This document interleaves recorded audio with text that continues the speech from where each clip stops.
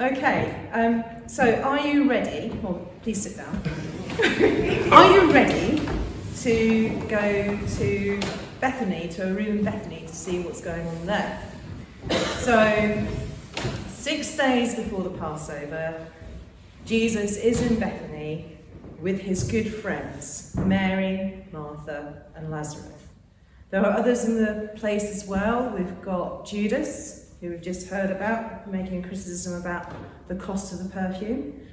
Also lurking around the background somewhere, we've got some law Pharisees, some people who understand the law. They're not overly happy with Jesus at the moment, and they've got their eye on Lazarus as well. Things are a bit iffy over there at the moment. There's a bit of a buzz going on in the village because everybody has heard about Lazarus being raised from the dead, and this is causing a lot of people to look at Jesus, follow him, listen to his teaching. So a bit of tension there as well. So Jesus is with his friends, and Martha, being Martha, is in the kitchen sorting things out, sorting food out and serving. This is what Martha knows how to do. She's always doing this. You've got Lazarus, who's sitting at the table with Jesus, and everybody's having a good time. And then Mary brings into the room this large jar of very expensive perfume. And she sits at Jesus' feet, she breaks open the jar of perfume, and she pours it onto his feet. She then wipes it with her hair, wipes his feet with her hair. At this point, the atmosphere in the room has changed.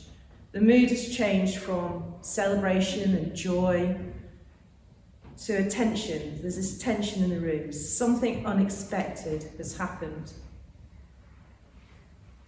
At that moment, Mary doesn't really care what other people are thinking. She doesn't really care about the customs and the protocols. She's not even sitting making rational decisions. She is so absorbed in Jesus that she doesn't notice anything else. She doesn't think about the cost of the perfume. She just knows that this is what she must do to honour Jesus in that moment. She's holding him above everything else. And she's showing a connection that others in the room, some of the disciples that are very close to Jesus, haven't yet achieved.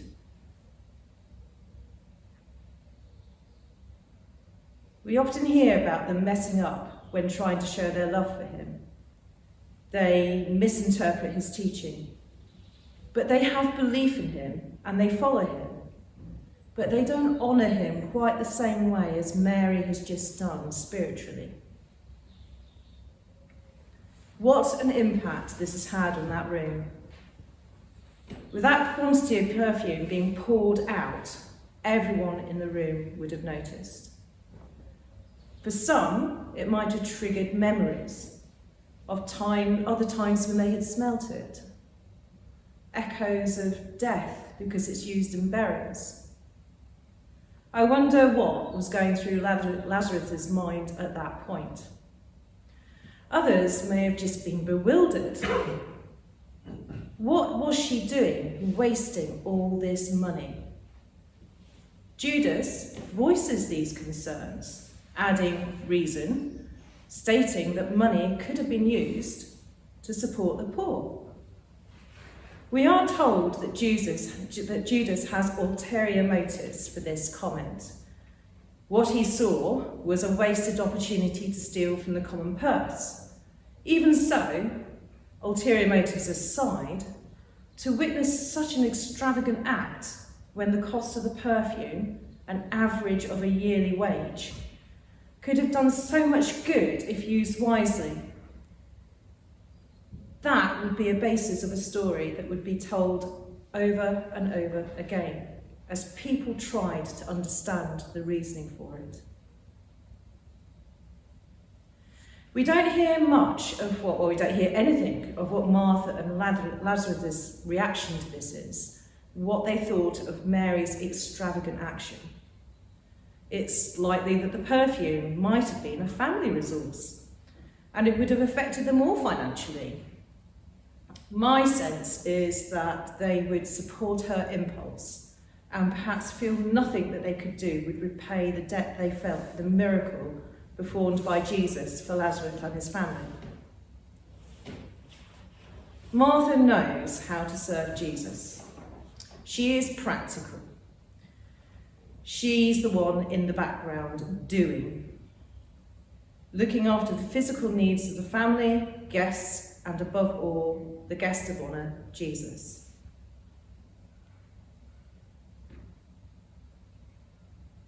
When they start to criticise Mary, when all this comment is going on about why would she do this, Jesus says, "Leave her alone, because you will always have the poor, but you won't always have me."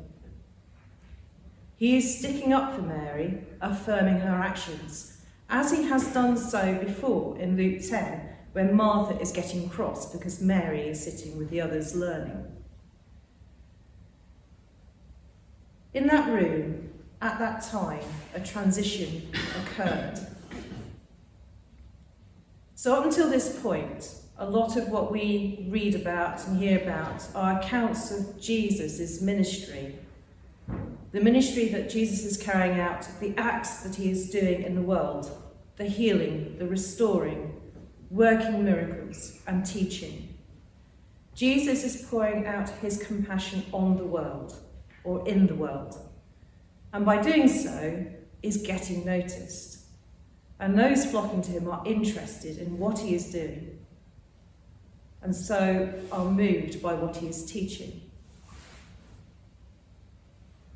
Others are threatened by Jesus, and they start to plot against him. They want to crush this belief that people are starting to have in him. But at that moment, the focus is reversed with Mary, because Mary gets it. She is at the next level of understanding. She honours him with such humility, while others are trying to process what's going on. It is right to honour our Lord with all our hearts. The perfume here symbolises her love and devotion being poured out by her in that moment. So we've got a room here full of people with different outlooks and different relationships with Jesus.